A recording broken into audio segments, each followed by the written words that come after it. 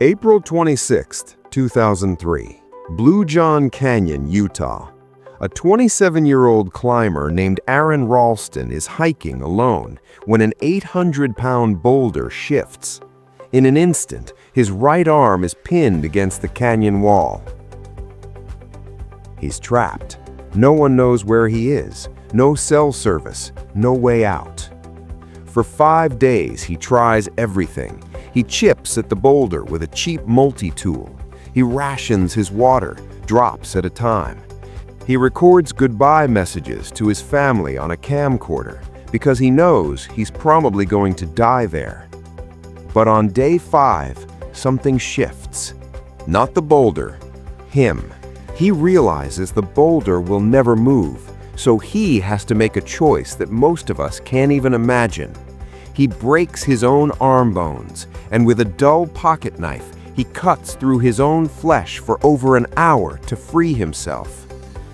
Then he rappels down a 65-foot cliff, one-armed, hikes 7 miles through the desert, blood loss, dehydration, delirious, and he survives. Now, here's why I'm telling you this. You're not trapped under a boulder, but maybe you feel like you are.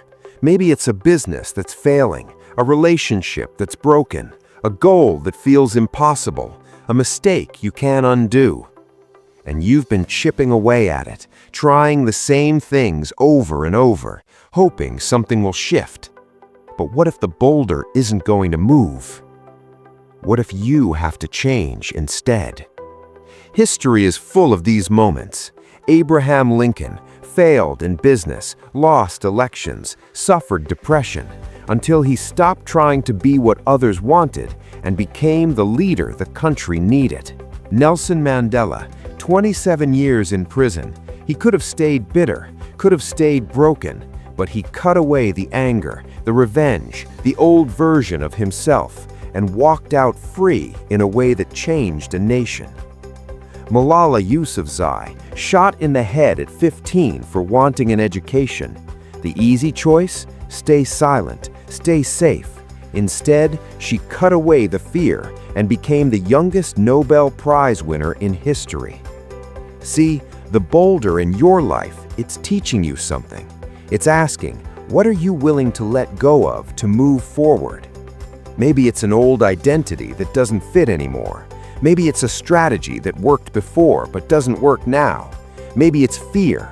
Maybe it's pride. Maybe it's the need to be right. Aron Ralston said something later that shook me. He said, "That rock, it's been waiting for me my entire life.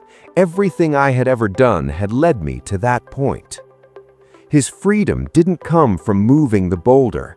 It came from accepting what he had to sacrifice to live. So I'm asking you today, what are you holding on to that's keeping you trapped? What old version of yourself needs to be cut away so the real you can break free? Because your boulder, it's not your end. It's your beginning. Now cut yourself free. But here's what they don't show you in the documentary. Here's what comes after you cut yourself free. Aron Ralston didn't just walk out of that canyon and return to normal life. He couldn't, because the person who walked out wasn't the same person who walked in. He had to learn to tie his shoes with one hand, button his shirt, hold his future children, navigate a world designed for 2 arms with only one. Freedom doesn't mean easy. It means different. December 1st, 1955, Montgomery, Alabama. Rosa Parks refuses to give up her seat on a bus. She gets arrested. That's the moment everyone knows. But what happened next? She lost her job. Her husband lost his job. They received death threats daily. For months, she couldn't leave her house without fear. The freedom she fought for, it cost her everything comfortable. But she didn't go back. Steve Jobs, fired from Apple, the company he built. He could have walked away bitter, beaten, done. Instead, he started over, founded Next, bought Pixar, rebuilt himself from nothing.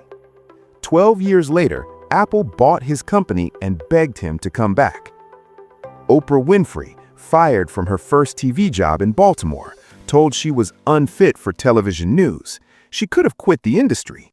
Instead, she moved to Chicago, took a risk on a different format, and built an empire. Do you see the pattern? Cutting yourself free is just the first cut. What comes after is the choice to keep moving when the phantom pain starts, when your old life calls you back, when everyone around you asks, why don't you just go back to how things were? Because here's the truth no one tells you. The boulder was crushing you, but it was also familiar. It was known. And the human brain loves what it knows, even when what it knows is killing it. So after you cut yourself free, there's going to be a moment, maybe tomorrow, maybe next week, where you're going to want to reach back. You're going to romanticize the boulder. Maybe it wasn't that bad. Maybe I gave up too soon. Maybe I should try just one more time. Don't.